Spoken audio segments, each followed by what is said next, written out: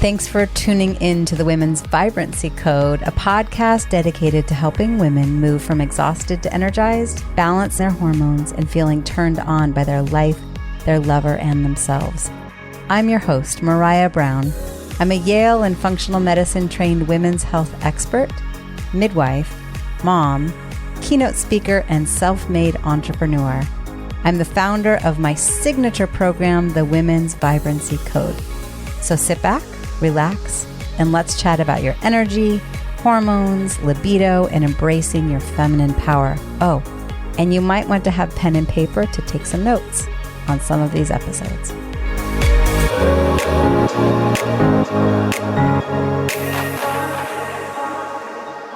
Yes, vulnerability, specifically women and our relationship with being vulnerable around other women. Okay. So for those of you in the Facebook world, I already said this. For those of you listening in the podcast, the background. I went on a solo trip to Mexico. I think it was last week, maybe the week before. And it was lovely. It was quiet. I allowed myself to be bored, and which is good medicine for me. And two separate occasions, I had conversations with women. And in both scenarios, they said they would rather swim with shark than be vulnerable with women. And I went, wow, that's really fascinating to me. I don't relate to that, but I have my own past experiences and things that do make me, for me, I feel afraid to ask for help. You know, I was raised in a scenario where I learned self-resilience and not to ask for help. But I don't have past experiences or experiences that hold me back necessarily from being vulnerable with women. I love being with women. I've held women's circles and ran women's circles since 2007. I've been a midwife attending births where women are exceptionally vulnerable. I've run the Women's Health and Planned Parenthood in places where obviously women are very vulnerable. I've taught childbirth education classes. I run women's retreats. I have a year-long program that is all around women really saying, I'm ready to look in the mirror. I'm ready to create the experience I want and accomplish my goals and create the things. And I know that the creation of all the goals, the checking off the boxes, the certifications do not really move the needle of who I am.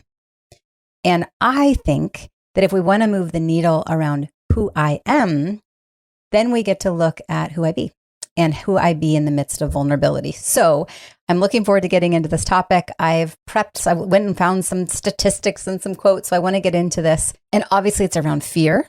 And let's just get right into it. So for those of you watching on Facebook, you'll see in the description, there's the link to the retreat. I do host women's retreats, and they are vulnerable and they are life-changing. And women come alive, and many of them say, wow, I've never felt so safe to be really exposed in a super safe container of other women. So let's talk some statistics. About 36% of people in the US have fear of dental treatments, with 12% having an extreme fear. I've had women say to me, they would rather go to the dentist than give birth. And yet 36% of people have a fear of going to the dentist. Okay. Public speaking anxiety is a classified DSM-5 social anxiety disorder. It is reported as prevalent as up to 30% of the general population. Okay. So more than 30% afraid of the dentist, up to 30% of the general population afraid of public speaking, up to 22% of women worldwide experience fear of the birth process at some point during pregnancy. And studies suggest as many as 50% of women in the US experience fear. It's not just first-time mothers who feel this way. So half of the women in the United States have some fear of giving birth. And then shark. More than half of Americans are absolutely terrified of shark.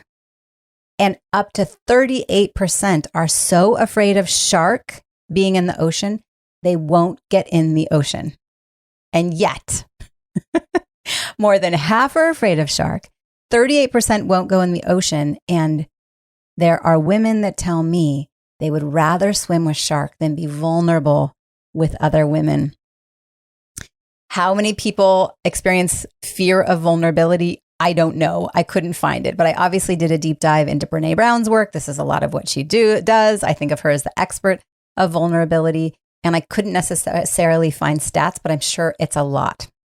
And so in this episode, I want to offer some food for thought, some things that make you go, some steps that maybe you can start taking, and just a little bit of a gentle nudge, a gentle push for you to consider to try on a new way, to try on a little bit outside of your comfort zone, specifically in relationship with women. And I'm going to talk a little bit about why. So what do we fear? If we expose ourselves, we will lose love, respect, and acceptance. That's generally the core of it. And for some reason, especially women, in groups of women, there is old stories, old trauma that shows up around losing love, respect, and acceptance. And yet, true emotional connection requires honesty and trust. And these elements entail a sense of vulnerability. So we must be willing to show ourselves to receive the benefits of intimacy. So we're wanting intimacy. Everyone wants to be seen and heard and feel loved and respected and accepted. And yet, we hold ourselves back. Some of us hold ourselves back to different degrees in different settings. And fascinatingly enough, we aren't born afraid of vulnerability. Just look at an infant or a young child. They'll cry at anything. They cry if they need something. They cry if they're feeling something, no matter how exhausted their caregiver feels. Children depend on exhibiting vulnerability to survive. And yet, at some point, we shift and we hold it all together and we go, well, I'll share vulnerability, but only in this setting. I'm part of I'm writing a book this year. And so I'm part of a book writing group, and it's so fascinating. Even this morning, I'm going, oh my gosh, this is a 2.5-hour call. Just resisting it. That's a big chunk of time. And can we just get things done? I'm looking at all the things that I would rather be doing. And really I went, oh, this is me in this setting, resisting digging in. And what I want to urge you to consider is the digging in, our ability to quiet down, look inside, and allow ourselves to be seen, allow ourselves to be felt, is where the juiciness resides. And where the juiciness resides, for those of you that are business owners, is where the bottom line increases. It's where the ROI shows up. Because people remember not what we said or what we did, but how we made them feel. Anyway, I could go on and on. So over time, we develop this fear through various life experiences. The more we are taught that vulnerability is dangerous or wrong, the less likely we are to embrace it. So I checked out the website Tailor Matched International. So for matchmaking, for those of you looking for deep relationships and matchmaking, says, first of all, let's look at our current ideas around vulnerability. So 2 questions. And if you have pen and paper, I encourage you to write this down. If you're listening to the podcast after I read these 2 questions, I encourage you to write them down, push pause, and actually allow yourself some time to journal out your answers. So question number 1, what images come to mind when you hear the word vulnerability? Okay. Perhaps you imagine there will be tears, embarrassment, an angry reaction. Or do you imagine closeness, hugs, eye contact, hot chocolate, pillow talk? So what images come to mind when you hear the word vulnerability? And I want to take that one step forward, specifically when you think about being vulnerable with women. Okay, question number 2 is, what words are attached to it for you? For some of us, it could be, if I'm vulnerable, I'm weak. It's scary. It's too feminine or gross. Or maybe you think of it as strength, power, intimacy. I mean, as a midwife, when I've caught hundreds of babies and I've attended lots and lots of births. When a woman allows herself to fully surrender and really trust and be in that vulnerable space, oh my gosh, it's when her power shows up. And the birth is so much more graceful and abundant and fun. Some of you may know Masterclass. I love Masterclass. I was a member of it for a year. And Masterclass says a fear of vulnerability is a feeling of dread about being emotionally open with others. People who fear vulnerability often strive for perfectionism. Okay. So anybody out there, a recovering perfectionist? Okay. They close themselves off to friends and keep loved ones at an arm's length distance. Right. And listen, I have my own versions of these, right? The perfectionism of I'm afraid to hire and depend on someone else. No. I've got my Yale education. I've got this. I know women, clients of mine who are afraid to allow anyone else to watch their children. For them, it's outside the confines of perfectionism, and it feels really, really vulnerable. For some women, they're afraid to be seen, to cry, to share deep, intimate stuff because of past experiences.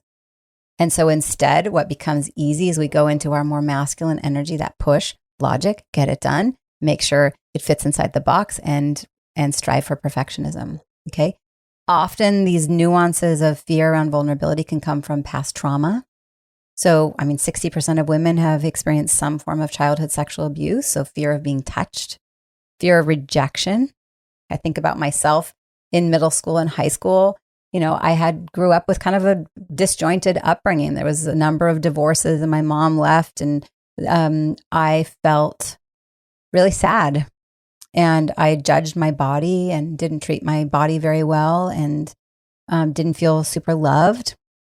So instead I worked and I was the president of everything. And on the surface, everybody might have thought that everything was great with Maraya. But behind closed doors, I was really sad and I was very alone. And the reason I bring this up is a couple times I brought it up to girlfriends, and their response was that, wow, that's intense. It's actually so heavy and so sad. It's too much for me. I can't be friends with you. And so then I developed a fear of letting people know the dark side, of letting people in, fear of rejection, right?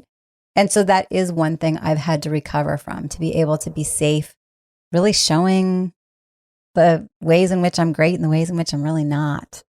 And the times when I yell and the times when I can get mean and the times when I don't know what I'm doing. And imposter syndrome is loud and clear, right? A lot of this has to do with our familial upbringing. Did you grow up, being told you don't show your emotion, you don't ask for help, women are better to be seen, not heard, whatever it may be. So then we have these reactions to vulnerability. Maybe it's with your sisters, your girlfriends, whatever it may be. Okay. And then, like I said, perfectionism. So overcoming the fear of vulnerability can strengthen romantic relationships and friendships, increase self-awareness, and improve confidence.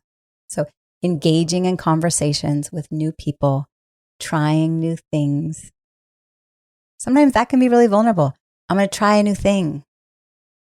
I'm going to try to do the same thing, but slightly different. I'm going to step outside and go talk to a new person, right? I might put someone in this box of how I expect them to be, but we can't hate someone close up. That's what Brene Brown says. So I'm going to try to step outside and pick up a conversation. I'm going to try keeping a journal and actually express my feelings. These are all ways that we can start the process of overcoming the fear of vulnerability and instead promote self-love and personal growth. And what I see with the women that work with me within the Women's Vibrancy Code, which is my signature program, or women that come to the Women's Vibrancy retreats. For those of you listening, I do have a retreat in March in Southern Oregon. It begins March 9th, and there's currently 2 spots left. And the Women's Vibrancy doors are often open. It's by application. But what do I see in that? Women come in and yes, they want to have more energy. They want to address their hormones. They want to sleep better. They want to feel more light and less bloated and be the weight and have the body composition that they're looking for. They want better, stronger immune systems, all of that stuff. And then they realize, oh my gosh, the things that I've been struggling with behind closed doors, I'm not alone, because they're hearing the stories of other women. And they're in a safe container where now we get to allow ourselves to be seen. And we get to show ourselves and hold space for other women showing themselves in a really safe container, and always at the pace that we're ready for. But then what I watch is women come alive. They go, oh my gosh, this is potent. I'm seeing myself. I'm loving myself more. I'm feeling more strong. I'm feeling more supported than I've ever said. I'm saying things out loud I've never said out loud before. And then they go, I'm going to move. I'm going to quit my job and get a new one. I'm going to really dig into my relationship, and my relationship is going to have a facelift. I'm going to go meet up with these girlfriends, and we are building deep, intimate relationships. And they feel the richness of life. It's so potent. It's so powerful to watch. Okay, so despite what some may think, says Brené Brown, vulnerability is our most accurate way to measure courage. Let me say this again. Vulnerability is our most accurate way to measure courage, according to Brené Brown. She says vulnerability allows them to assess fearlessness, and we can measure how brave you are by how vulnerable you're willing to be. So once again, what if vulnerability is actually a sign of bravery and courage? And when we flip the coin over and see it through a different lens, does that change the perspective for you? If you're someone, when I ask the questions around what words and images show up for you, if you in the past have seen vulnerability and sharing your emotions as weak, as feminine in a negative way, as complaining, as dark, victim-y, that it can go in that direction. I think it's a really fine line. And I'm going to talk later on about what vulnerability is not, right? It's not just playing the victim. Okay. But it also is not a sign of weakness. Okay. Tony Robbins says, I love this quote. It's one of my very favorite quotes. If you follow me much, I post it often. Tony Robbins says, the quality of your life is in direct proportion to the amount of uncertainty you can comfortably deal with.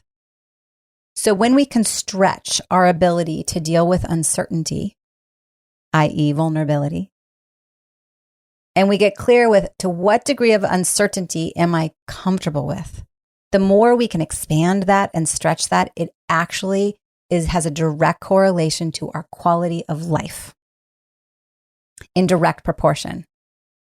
And I believe that our quality of life is also in direct proportion to our abundance, our ability to attract that which we love. We want to attract love and belonging and beauty and energy and money and relationships and all the things. What comes first, the chicken or the egg? I think it's all in direct relationship, and it all comes back to where am I holding myself back from being seen and being felt? Where am I holding myself back from allowing myself to be vulnerable? And once again, in this setting, I'm talking specifically about with women. So I started facilitating women's circles in 2007. And it's so fun. At the beginning, I would always make sure that there was a woman from each generation. So there's a woman in her 20s, 30s, 40s, 50s, 60s, 70s. It was so beautiful to be able to circle together every month and have conversations across generational lines. Because as a healthcare provider, as a midwife, I'm privy to a lot of very private conversations behind that closed door. And women would come to me with their struggles and their woes about their libido and their incontinence and sexually transmitted infections and fear around their health and relationship with aging and feeling unhappy in their relationships, abortions, miscarriages. All the incontinence, vaginal smells, all of these really intimate conversations. But often what I was hearing through my lens is we as women have lost the space, the red tent, so to speak, where we have our aunties, our mothers, our grandmothers to talk with about this stuff.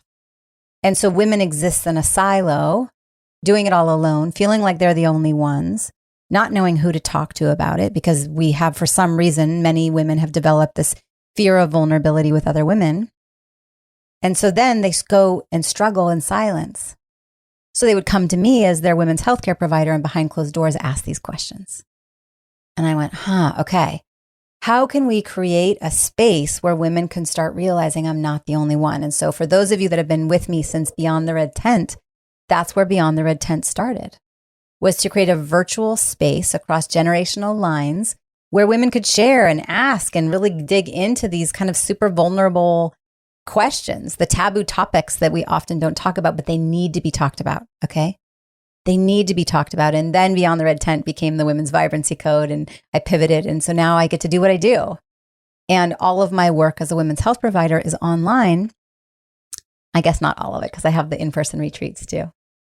So let's talk about sisterhood. Did you know that sisterhood, having a group of women that you can be vulnerable with, is actually good for your health? Okay. When we create these spaces, we don't feel so alone, which will often impact a reduction in depression, will help you sleep better, will help you feel safe, which then impacts your adrenal well-being and your thyroid well-being and your digestion. Okay. It's actually going to help down the road increase dopamine, so you'll be more productive at work. You'll lower your blood pressure. I mean, there's so many byproducts of feeling heard and seen and safe, showing up courageously and with bravery and a safe connection, especially when we as womb holders, women, connect with one another and share with one another. Because we relate to one another. We're circular in how we think and how we hold space for one another. We're very intuitive. And when we allow ourselves that space, what I see is women come alive. Sure, you could go, and I flew first class to Mexico for this trip. It was so luxurious. And the woman that I sat next to was heading down to go scuba dive with bull sharks. And she's telling me about all these trips she has. She's planned trips every month for the next few months, going to do really what might seem vulnerable and brave things. But they're all solo. They're all kind of adrenaline rush, exciting, like, oh my gosh, so much bravery. And yet in her scenario, it literally like made her palms sweat to think about the idea of allowing herself to be seen by other human beings and showing her vulnerability from an emotional standpoint. But what if instead that was what we really needed? Sure, you can also go scuba dive with bull shark and go skydiving. But what I'm saying is I think the richness in how we see ourselves in the mirror and we look at who we be, not just perpetually moving the goalpost to get other, check the box, cross the T, dot the I. That's not really getting us the fulfillment. I mean, some of my clients, it's like, okay, they finally cross over the 7-figure mark and there they are. They're still left with themselves. They thought that there would be this like big moment where the clouds parted and the angels sang and now they're 7-figure earners. And yet here they are still left with themselves, right? You finish the degree, get married, you're still left with you. So what if instead we created safe places where we could be heard and seen? And I think women need women. We get to learn from each other, realize that we're not the only ones.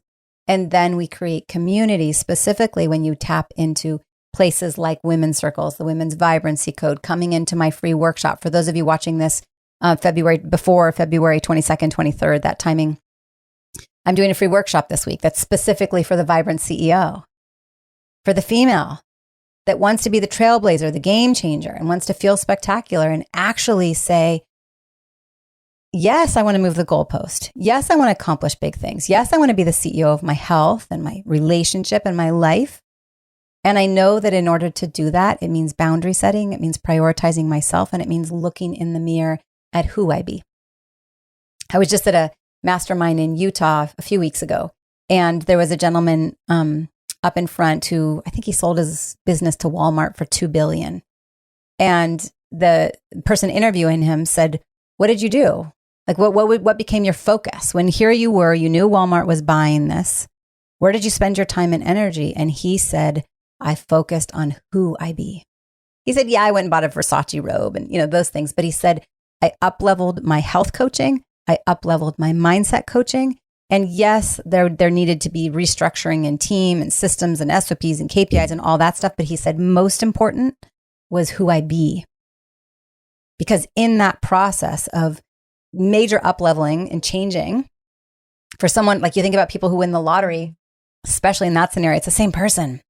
And now they're confronted with, who do I be in the midst of this? So my call to action for you, my CTA, is for you to be willing to say, this is not just about the things that I do, the accomplishments that I have, but who am I being? And in what ways am I showing up courageously with vulnerability and honesty and softness and pause, specifically with other women? So once again, Brene Brown asserts that vulnerability is the, quote, birthplace of things like love and joy. And in the feeling of joy, we dress rehearse tragedy. So let me say this again. You know, many of you maybe heard her story where she talks about tucking her kids in to sleep at night and just feeling, I can relate to this so much, just feeling the overwhelm of how much I love my children. Oh my gosh. Tuck them in and give them a kiss. And I just feel like there's nothing like it. And yet, how many people in that moment, in that split second, will dress rehearse some form of tragedy? What if this horrible thing happens? Now, hopefully we catch ourselves and we don't go down that rabbit hole. Instead, we allow ourselves to relish in the feeling of love and joy. But if vulnerability is the birthplace of things like love and joy, and in moments of joy, we tend to dress rehearse tragedy, it makes sense why we fear vulnerability, because we feel really exposed. Are we really ready to feel the love and joy that we say that we want? Right? Does imposter syndrome step in? Is that upper limiting becoming a thing where we go, oh my gosh, I say that I want love, but really, am I ready for it? And instead, we dress rehearse tragedy and we go down that rabbit hole and then we go, no, never mind. I don't need the love. I don't need the vulnerability. Brene Brown also talks about the advantages of vulnerability at work.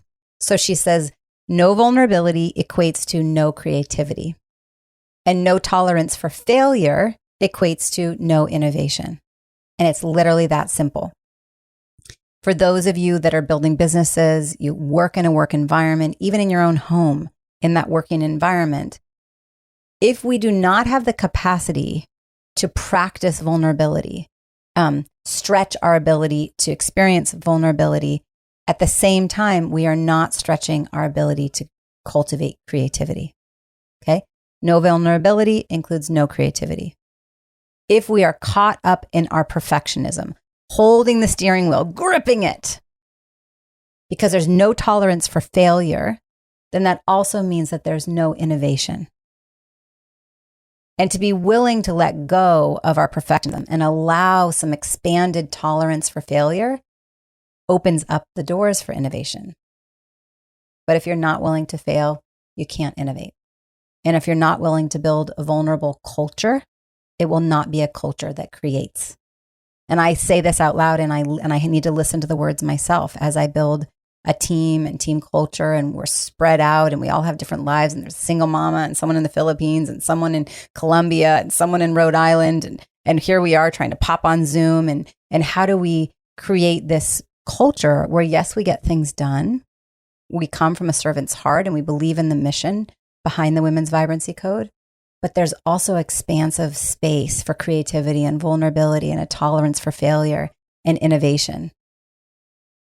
And what I want to say out loud, bringing it back to with women, oh my gosh, when you get women together in a brainstorming space, especially if we're all in our like week 2, week 3 of our menstrual cycle, where that's like the juicy time where we're so creative and we want to be in the brainstorming space. We want to put it into action. If we can circle up during that time, because so many of us ended up mirroring our menstrual cycles, especially if we work together, and do it vulnerably, oh my gosh, there comes the creativity and the innovation. So Brene Brown says vulnerability is hard and it's scary and it feels dangerous, but it's not as hard, scary, or dangerous as getting to the end of our lives and having to ask ourselves, what if I would have shown up? Because here's the flip side. I've attended deaths. My husband is a physical therapist. He's worked with all of his patients for the past, 20, 25 years. I've been in their 80s, 90s, 100s. And so he's been there sitting with them as they talk through end of life in the kind of final chapters. And that's the thing. I think the worst is for someone to say, what if I would have shown up differently? What if I would have said? Or for those of us that have lost loved ones, how often do you say, what if I would have said I love you? What if I would have shown up courageously to say that thing, ask for that thing, say I'm sorry, ask for forgiveness, offer forgiveness? So yes, vulnerability is hard and it's scary and it feels dangerous, but it's not as hard, scary, or dangerous as getting to the end of our lives, asking ourselves those questions. So instead, we show up. We allow ourselves to be seen, and we answer the call to courage because we know we're worth it. And we know that we're worth being brave, and we're worth having deep relationships where we really feel seen. Like it makes me think of the movie Avatar when she says, I see you. That. What if on one side is this fear of, no, I'm going to hold back. No, I'm not going to go join some women's vibrancy retreat or women's vibrancy code. That means I have to be vulnerable with other women, and that's not safe. And I've been wronged, and they're going to backstab me. What if on the flip side, we showed up fully ourselves and we chose a different story? And we rewrote the stories of our past and the past trauma and experiences that we've had. And instead, we're digging into these rich conversations, feeling totally seen and heard and loved. And we have absolute creativity and innovation and bravery and courage. And now our quality of life feels more expansive. And then we pour that into the children that we raise and the businesses that we build and the ripple effect that we have in the world, the communities that we serve, because a rising tide lifts all boats. And so I feel really called. I feel like I have a lot of passion in this conversation, but I really am that passionate about it. I believe a rising tide lifts all boats. And so me as my boat, I get to rise as your tide comes up. And I believe that shows up when we allow ourselves to be vulnerable. Okay, so Taylor Matched International once again says, vulnerability is the ability to share how you really feel with the sole intention of sharing, whilst knowing you cannot control the outcome or response. Okay. So they say, why is vulnerability so attractive? It enhances honest communication and intimacy. It builds intention and connection. Having the strength to consciously show up with your emotions has actually been statistically shown to be seen as more sexy in the dating world. So what if we chose to show up with the intention of sharing and let go of the outcome of how it's received? Let go of the outcome. I say the color blue. I have no idea what color just popped into your head, but I'm sure it's a different color blue. And my guess is my relationship with the color blue and the stories that I think of with the blue dress that my 5-year-old is wearing right now that she just got in the mail that's a size 7, but she's a size 5 for the wedding. Like, of course, that wasn't the story that popped up for you. But what is the story that pops up for you? And so when I share, I don't take responsibility for what you hear, how you receive it. But I take responsibility for me and how I'm being and who I'm being as I serve greatly in the world as the trailblazer that I am. So let's talk a little bit about what vulnerability is not. Okay? Vulnerability is not having expectations of what the other person will give you in return for your exposure. It is not posting on Facebook for all to see and displaying your vulnerable story. It is, on the other hand, sharing in an intimate setting when you're truly going to be heard and seen, not just on a public Facebook page. Even for me right now, sharing this in a podcast and on the Facebook, I could share a vulnerable story. Is that truly vulnerability? No. Sharing it with someone who really knows me and sees me, there's where vulnerability shows up. Vulnerability is not opening up to gain sympathy from another person to lure them into bed or to coerce them to stay with you. It is not hoping that by sharing your truth, your partner or friend or the person you're sharing with will be able to, quote unquote, fix you. That is not vulnerability. 2 more that it's not.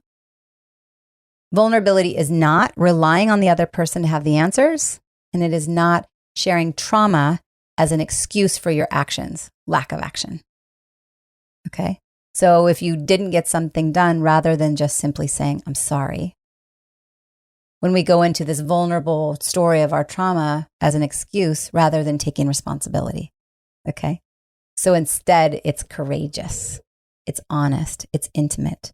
It's when we really feel heard and seen by those that have our best interests at heart and believe in us more than we believe in ourselves at times. I talked a little bit about Beyond the Red Tent. I think the Red Tent is a space that's intentionally co-created for women specifically to come together, share, connect, authentically be. They are often spaces for women to share their stories, to rest, gain strength, from being together and supporting one another. And for those of you that have not participated in something like that, if you've not been to an in-person women's retreat, if you've not been to a part of a program or a women's circle or a place where women consistently over time in small groups, like, I think of it as a max of 30 women. Even that can be a lot. A group of women that are dedicated to each month gathering together to be seen. I think about the Mother-Daughter Project. It's that. And this red tent, as its title is indicated, the red tent is one of the most important and recurring images, specifically in the book, The Red Tent. So if you've not read it, it's worth reading. And it's kind of where when we started Beyond the Red Tent, it was inspired from the book. Okay, so I'm just about done. I'm going to finish up. I want to talk about some tips to be more vulnerable, and hopefully it's helpful for you. There are 11, okay? That does not mean you're going to take on all of 11. I encourage you to listen, pick one or two, and just give them a try. Just give it a try to start taking steps. You might want to write some of these down, but I don't want you to feel overwhelmed. By no means is the expectation to do it all at once, okay? So number one is give yourself some compassion. Remind yourself of how brave you are to be vulnerable, to even try to consider on the possibility, no matter how small it seems at the moment. Even if it's just trying something new, hiring someone, letting go of some perfectionism, trying a new food. No matter how small it is, give yourself some compassion that I'm being brave. I'm trying something new, okay? Number two, identify your needs by learning to check in with yourself regularly. Put your hand on your chest, put your feet on the ground, and allow yourself to take a breath and check in. What do I need? What do I desire? And what do I feel?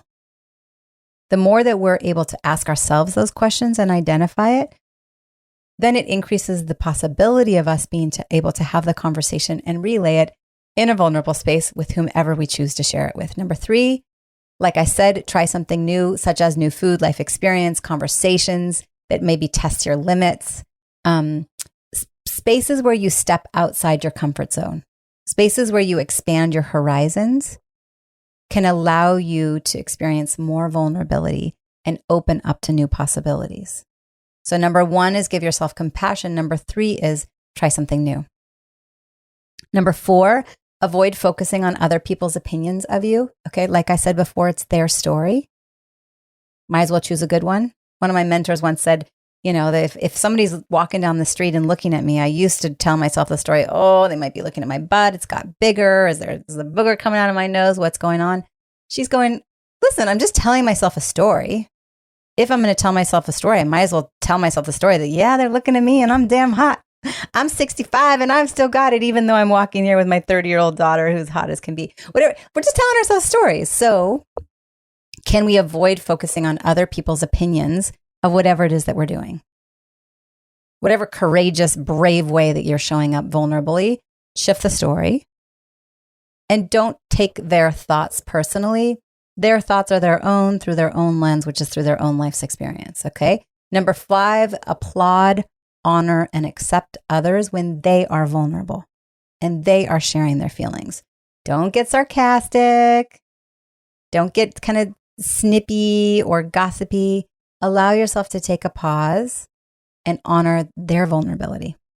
Because the more that we honor that in them, it increases the ability for us to honor it in ourselves and make the assumption, even though we don't care what other people think, it's still going to increase the assumption that they will give us the same benefit of the doubt and they'll honor our vulnerability as well. Number six, challenge yourself. Set goals to converse with a new person daily. Share a part of yourself with a loved one. Talk about your feelings more frequently. If you don't know what your feelings are, Google it. Google a list of emotions. I think sad, mad, glad, bad. That's a good start. What am I? Am I sad? Am I mad? Am I bad or angry? Am I glad? And some other version of that. But whatever it is, allow yourself to identify and share those feelings more frequently. And challenge yourself to be more open and expressive in whatever way you see fit. Number seven, give up perfectionism. Number eight, lead with love and generosity. Telling others how special they are and how much they mean to you can make others feel more open and likely to return the favor. When we come from a place of appreciation and gratitude, it's always going to benefit the world. Okay? When we lead with a spirit of kindness and care, It helps people feel more comfortable being vulnerable. And it is vulnerable for us to share that. I think about ho'oponopono. Many people are becoming more familiar with it. Ho'o in Hawaiian is like the process of, pono means to make right. So ho'oponopono, it's 4 statements. I love you. I'm sorry. Thank you. Please forgive me. So can you lead with love and generosity? And today, say to yourself, I love you. I'm sorry. Thank you. Please forgive me. Can you find someone to say that with? I love you. I'm sorry. Thank you. Please forgive me. It's vulnerable and it's awesome. And it's the birthplace of love and joy. Okay, number 9, be in the moment, this moment. Especially when you're showing up vulnerably, not thinking too much about the past and all the past experiences where you've been burned or wronged, not necessarily thinking too far into the future about the domino effect and the repercussions of what it is that you're doing, but just simply being here now in this moment. Number 10, so write down what you love about yourself. One of my first coaches, when I took the leap to go online, and oh my gosh, it was so scary. It was the first big leap I took since the miscarriage. And I was afraid. I was afraid that the rug would get pulled out from under me again. And he had me write down 50 reasons why. 50 reasons why I was spectacular, 50 reasons why I was worthy, 50 reasons why my credentials were spectacular, the transformation I'd created in women, all the things. And when we allow ourselves to write down what we love and appreciate about ourselves, the nice thing about that is often the fear of vulnerability and the propensity towards perfectionism and protection really stems from low self-esteem. So writing down what you love about yourself can increase your confidence, your self-love. All those who am I stories start going away, and instead we're able to navigate more challenging scenarios. And then if you're ever feeling unsure, you can go revisit what you've written down about what you love and appreciate about yourself. And then the last thing is consider applying for the Women's Vibrancy Code, possibly coming to one of the women's retreats that I hold. If you're not familiar with the Women's Vibrancy Code, just reach out. It's a spectacular container of women that are hungry to feel vibrant, hungry to be the powerhouse women in the world, and show up to allow it to be the year that transforms the trajectory of the rest of their life and show up for one another in the amount of time that we all have. We all have full lives. But to look at not just who I'm being, but how I'm being. And yes, accomplishing goals. And yes, addressing our hormones and our physiology. But allowing ourselves to give ourselves permission to feel spectacular. And then the Women's Vibrancy Retreat, depending on when you're listening to this, I have one in March 2023 here in Oregon. There's one end of July in Park City, Utah. And then I have one February 2024 in Hawaii. And they are intimate, they are vulnerable, and they are spectacular. And I would love to have you. So I will make sure that I put all the links to all the things. And with that, I'm just appreciative. I'm appreciative of you being here, sharing this time together. And hopefully it's giving you some food for thought, possibly some new courage to show up a little bit differently. And I would love to hear from you. Reach out anytime. You can send me a DM. It's Maraya Brown on Facebook. It's Maraya Brown on Instagram. I'm not really present on LinkedIn, although I will. You've got the Women's Vibrancy Code podcast. You've got marayabrown.com, and just reach out in whatever way you can. I'm happy to serve. And I think you're awesome. Thanks for listening to the show today. I know you have lots of choices and live a very productive life, as we all do. I appreciate that you've allowed me to dive deep in your journey of feeling turned on by your life, your lover, and yourself. I trust you learned something, expanded your self-reflection, and you're grateful we shared this time together. Connect with me at www.thewomensvibrancycode.com or on all social media platforms and YouTube by searching for Maraya Brown, Maraya Brown. Lastly, if you've found value in what we chatted about in this episode, please consider leaving me a rating and review on your podcast platform of choice. It helps others discover the podcast and get a feeling for the wonderful community we've all created together. As for now, I'm Maraya Brown, and you've been listening to the Women's Vibrancy Code.